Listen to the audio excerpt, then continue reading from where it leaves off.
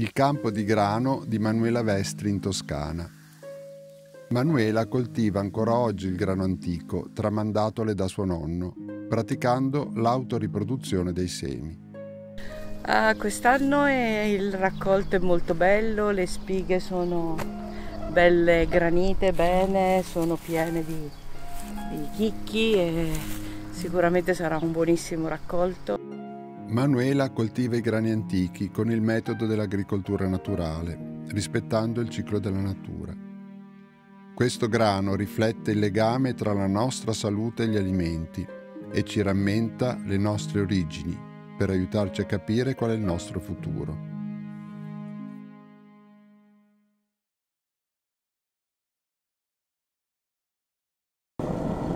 Questo profumo, questo l'odore di farina, di uovo, di tutto messo insieme è qualcosa che ti fa venire voglia di mangiarlo. Ci sono le tagliatelle fatte in casa con la farina dell'azienda agricola Vestri. Questa pasta fresca è stata fatta dal docente di arti culinarie Gabriele Cini, nato a Firenze.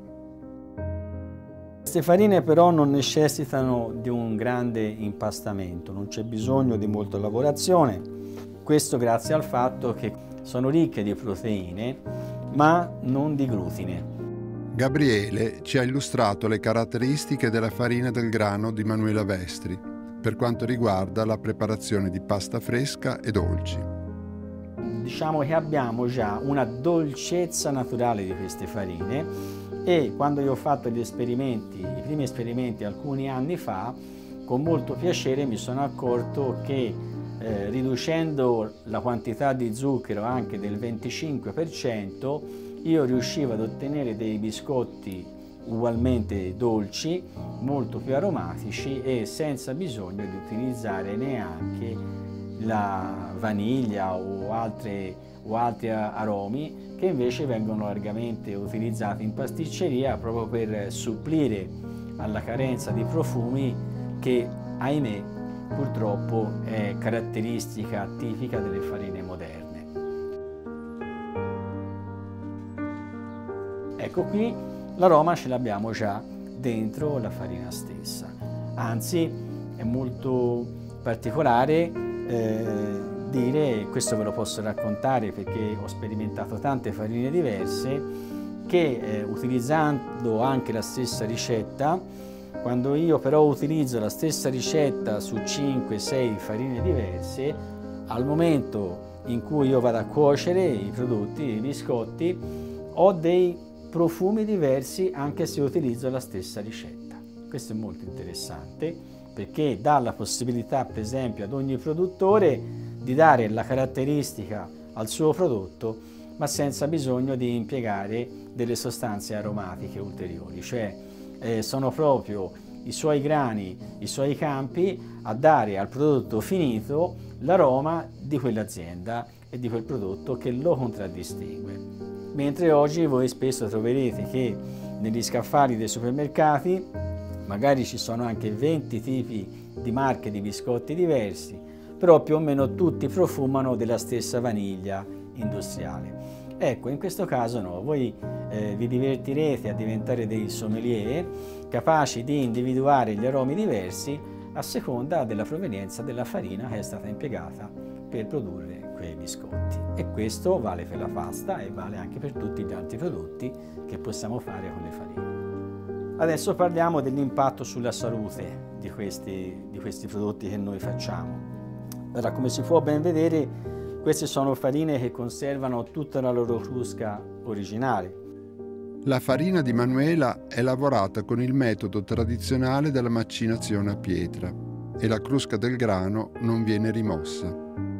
Questo rende l'assorbimento degli zuccheri da parte del nostro organismo molto più salubre, cioè qui si evita il famoso picco glicemico che invece sta alla base dei tantissimi problemi di diabete e di obesità che abbiamo oggi. Facciamo l'esempio della farina 00. La farina 00 è una farina che viene ottenuta solo dalla parte centrale del grano, dunque non troviamo dentro quello che invece servirebbe come beneficio per il nostro intestino, cioè tutta la crusca. Fra l'altro, cosa succede? La crusca, pur non portando calorie, ci dà senso di sazietà, perché ovviamente a parità di peso, mangiando un prodotto fatto con farina integrale, io riesco a mangiare la stessa quantità, ma ingerendo anche il 20% in meno di carboidrati. E in più ho il beneficio che questi carboidrati vengono assimilati in modo più graduale proprio grazie alla crusca che ho dentro. Purtroppo questo non succede con le farine bianche, per cui noi ingeriamo quasi il 100% di carboidrati e quindi ciò che diventerà zucchero durante la digestione, e quindi succede questo, cioè che a parità di peso io mangio molto più zucchero rispetto a un'alimentazione che invece potrei basare su queste farine. Dunque non solo rischio di non avere il senso di sazietà, ma anzi potrei sentire ancora di più lo stimolo di aumentare le quantità, e questo ci spiega il perché l'obesità è molto più presente proprio laddove si utilizzano le farine bianche, cioè le farine che sono state private della loro crusca naturale. Questo ci deve far comprendere come sia importante promuovere per le generazioni future questo tipo di alimentazione. La farina naturale dei grani antichi apporta molti benefici e può essere usata per produrre una pasta saporita, contraddistinta dal gusto autentico del grano e da un'alta digeribilità. Due caratteristiche che nel caso del grano moderno invece si stanno perdendo. Quello che ho riscontrato quando famiglie sono venute da me in azienda è che i ragazzi, in particolare gli adolescenti, che hanno sempre questo problema, che non mangiano la pasta, non mangiano il pane perché si sentono poi gonfi, e quindi in particolare le ragazzine, noi continuiamo a sostenere che dando loro un piatto di pasta, e che sia a scuola o che sia a casa, hanno una parte energetica fortissima, quindi non hanno poi bisogno delle merendine e di andare a prendere altre cose, perché un bel piatto di pasta con un po' di verdura è veramente qualche cosa che li fa stare bene e soprattutto gli dà tanta energia. Quindi mi auguro che si possa portare questi tipi di pasta nelle scuole, in modo tale che i ragazzi possano veramente beneficiare di questa pasta con l'agricoltura naturale. Uno dei nostri compiti più importanti è l'educazione alimentare delle generazioni future. Morena Giorgi, naturopata di Arezzo, ci parla della sua esperienza di come oggi la salute dei bambini sia peggiorata. Quello che noi abbiamo capito, adesso il compito è di portarlo proprio nei nostri bambini. Sappiamo benissimo che la percentuale di bambini obesi è enormemente alta, sappiamo benissimo che le addizionature di alcuni alimenti dal punto di vista della spinta dell'antibiotico, della spinta degli allevamenti forzati, eccetera eccetera, hanno portato a degli squilibri ormonali per i quali il bambino esce fuori con le mastopatie, la femmina esce fuori con un menarca a un'età che è ancora una bambina. Ormai sembra di dire una cosa così scontata, ma ancora poco praticata, e quindi ricominciare a seguire appunto queste indicazioni delle farine sane, dei grani sani. Oggi le dismetabolie e le disendocrinie sono enormemente altissime nei bambini piccoli, non più nell'adolescente o nell'adulto, che poi dopo porta tutta una serie di conseguenze, no? Quindi andiamo verso tutte quelle patologie del comportamento alimentare che è bene pensarci prima. Osservando il peggioramento della salute anche tra i ragazzini, è sempre più chiaro che è necessario riflettere seriamente sul rapporto tra il cibo e la nostra salute. Quando al consumatore sarà data questa informazione, il consumatore sarà in grado di effettuare una scelta più consapevole rispetto alla propria alimentazione. Monia Caramma è un'esperta di alimentazione e ci parla dell'importanza di comprendere meglio ciò che mangiamo, per proteggerci dagli effetti nocivi a cui si fa incontro se si eccede nel consumo di farine e alimenti troppo raffinati. Si parla tantissimo di glutine, si parla del potere infiammatorio che ha questa proteina nel nostro intestino. Gli studi del professor Fasano lo hanno dimostrato in modo inequivocabile. C'è una correlazione fortissima, io stessa ne sono testimone con il mio morbo di Crohn e l'aver avuto la completa rimissione dalla patologia. I grani moderni purtroppo hanno un quantitativo di glutine estremamente elevato e il nostro corpo è in grado di processarlo fino ad un certo punto. I grani antichi o i grani autoriprodotti invece hanno questo glutine più basso. Perché? Perché sono grani arcaici, perché sono grani naturali. Un esempio di agricoltura fatta con la semente autoreplicata è quello proprio di Manuela Vestri. Perché? Perché nella sua azienda agricola da 3 generazioni hanno questo grano che custodiscono e che tutti gli anni seminano e tengono la semente, poi dal raccolto tengono la semente per l'anno successivo, che chiamano granone. Non ne conoscono la varietà, non ne conoscono la cultivar, è un seme dell'azienda agricola, è il loro seme.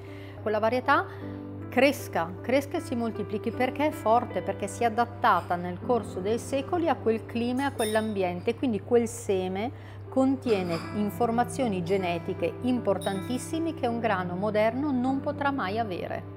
In realtà dagli anni 20 in Italia in poi, ma in tutto il mondo dagli anni 60, abbiamo assistito alla proprietà, all'esclusiva, alla ricerca della modifica genetica del seme affinché un ente privato, una società, si appropriasse di quel seme.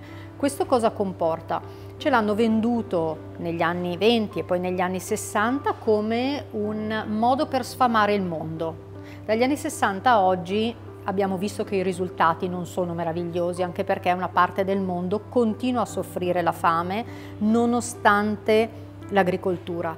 Hanno legato il seme modificato geneticamente, che sia un genoma editing o che sia un OGM, alla chimica, e quindi quel seme non è in grado di vivere da solo, di sopravvivere da solo, di crescere da solo. Quel seme ha bisogno di un terreno azotato, un terreno chimico, un terreno preparato, e ha bisogno dei fitofarmaci, ha bisogno dei fertilizzanti, ha bisogno dei pesticidi, ha bisogno degli stimolatori della crescita, perché quel seme non ha le radici, non è un seme naturale, è un seme nato in laboratorio.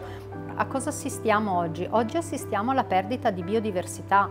Perché? Perché i semi delle multinazionali sono sterili, perché quei semi, se vengono replicati, prendono le caratteristiche degli ibridi da cui derivano, e perché non sono in grado di sopravvivere in natura da soli, mentre invece un seme naturale si aggrappa con tutte le sue forze al terreno, si adatta. Prendiamo l'esempio del monococco. Il monococco è un cereale che, se buttiamo una manciata di semi sull'asfalto, riesce a crescere perché ha la forza dentro, e questo è il seme.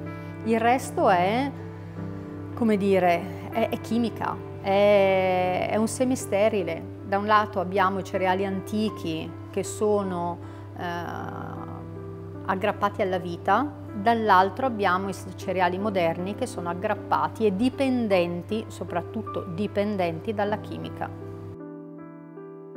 È proprio questo, è quello di ascoltare la terra, di ascoltare e seguire i ritmi e di andare alla ricerca di un seme antico, di un seme che esistesse in natura prima del 1800, cioè di un seme che fa parte della storia, perché questo siamo noi e perché questo è il nostro futuro. Non possiamo pensare di avere un'agricoltura sterile che ci accompagnerà, e non possiamo lasciare ai nostri figli un pianeta che progressivamente si avvizzisce, non solo nel senso delle risorse idriche che sono fondamentali, ma anche nel senso del seme, della qualità della pianta dalla quale dipende ciò che mangiamo. Quindi giovani, agricoltori di generazioni, agricoltori anche anziani, ma che hanno la potenzialità per insegnare ai giovani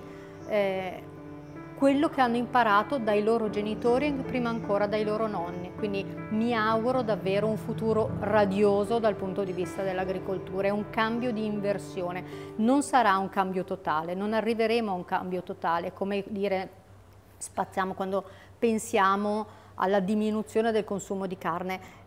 Deve essere la spina nel fianco, la goccia d'acqua che pian pianino cade.